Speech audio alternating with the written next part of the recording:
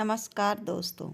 भाविका ने जब आंखें खोली तो उसके बगल में एक गिफ्ट बॉक्स रखा था जिस पर लिखा था शादी की 25वीं वर्षगांठ की बधाई संगिनी।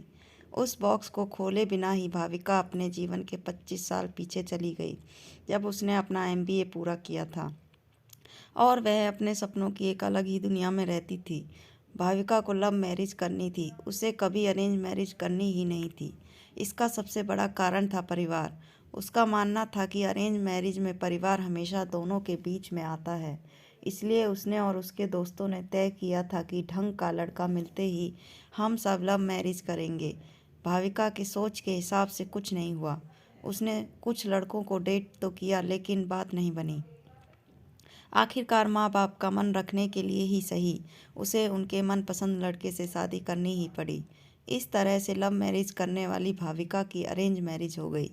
शादी के बाद जब भाविका की विदाई हुई थी तो वह गाड़ी में बैठने के बाद बहुत रो रही थी। उसकी आंखों का काजल आंसुओं के साथ बह रहा था।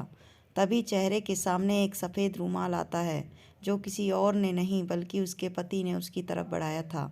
रूमाल लेकर भाविका ने आंसू पोंछे। आंखों से बहा काजल उस सफ़ेद रूमाल पर लग गया। सॉरी, मैंने आपकी रूमाल गंदी कर दी, मैं इसे धुल दूंगी, भाविका ने संजीव से कहा।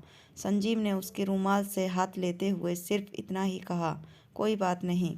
थोड़े ही देर में गाड़ी संजीव के घर पहुंच गई। भाविका को अब उनका ही सामना करना था, जिनके कारण वह अरेंज मैरिज नहीं करना चाहती थी।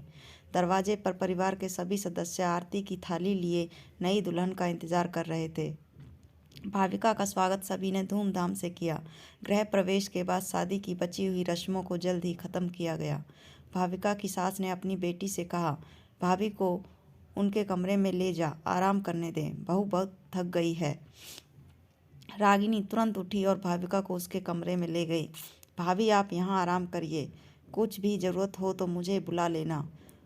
भारी लहंगे और जेवरों को उतारने के बाद भाविका फ्रेश होकर सो गई। 5 घंटे बाद उसकी आंख खुली तो देखा कि रात के 8 बज रहे थे। संजीव को कमरे में आता देख वह थोड़ा सकपका गई। अरे आराम से, ऐसे झटके से नहीं उठते हैं, संजीव बोला। हल्की मुस्कान के साथ भाविका बोली, लगता है कि मैं कुछ ज़्यादा ही सो गई। तभी दरवाजे पर दस्तक के साथ भाविका की सास अंदर आते हुए बोली, नहीं बेटी, शादी की थकान है, चंद घंटों की नींद से थोड़ी जाएगी। लो, खाना खा लो और उसके बाद फिर से सो जाना। जब भाविका ने खाने की प्लेट देखी तो उसकी आंखों में आंसू आ गए। प्लेट में उसकी पसंदीदा मटर मशरूम की सब्जी, रोटी और मेवे की खीर थी। मम्मी जी, आपको कैसे पता कि ये मेरा पसंदीदा खाना है? भाविका ने अपनी सास से पूछा।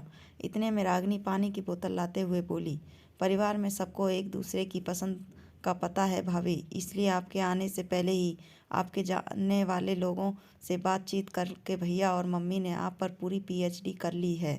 अब आपको कुछ बताने की ज़रूरत नहीं है, हमें सब पता है कि आपको क्या पसंद है और क्या नहीं। रागिनी की ये बातें सुनकर भाविका ने अपनी सास का हाथ चूम लिया। थैंक यू मम्मी जी, मुझे इस परिवार में अपना एक अलग दर्जा देने के लिए। उस दिन से भाविका के मन में परिवार को लेकर रहने वाला डर कहीं दूर चला गया। उसने परिवार को अपना माना और परिवार ने उसे अपनाया। इस तरह से हंसी खुशी रहते हुए भाविका और संजीव की शादी को आज 25 साल पूरे हो चुके थे।